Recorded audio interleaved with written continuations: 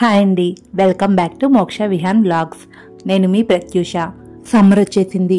బయట వెదర్ని చూస్తుంటే ఎక్కడికైనా వెళ్ళాలంటేనే భయం వేస్తుందండి. ఈ సీజన్లో అందరికీ చల్లగా ఏమైనా తాగాలనిపిస్తుంది.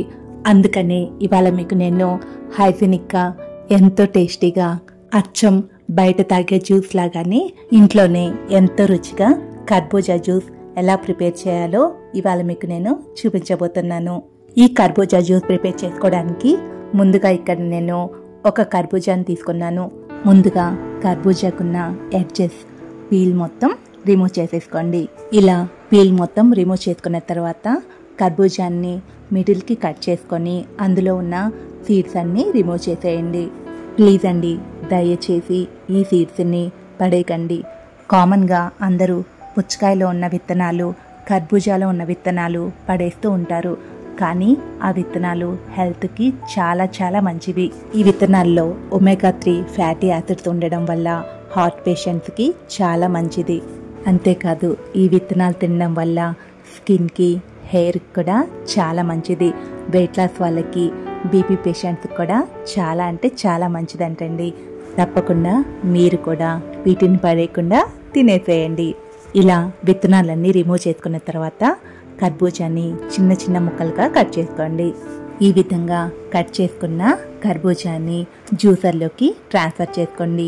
మీ దగ్గర ఒకవేళ జ్యూసర్ అవైలబుల్లో లేకపోతే మిక్సీ జార్లోకైనా తీసుకోవచ్చు.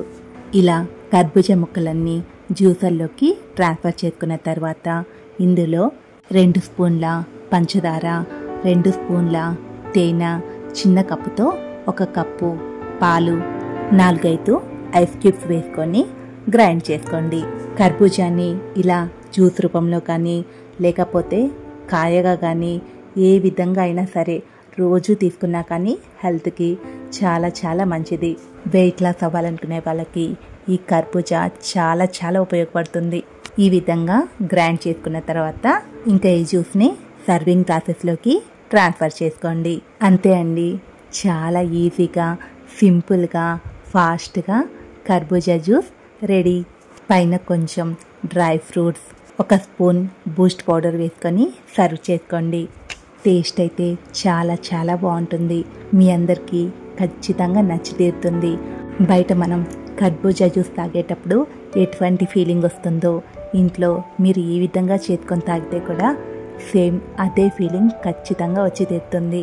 మీరందరూ కూడా తప్పకుండా ఈ కర్బూజా జ్యూస్ని ట్రై చేసి ఎలా కుదిరిందో నాకు కామెంట్ చేయండి.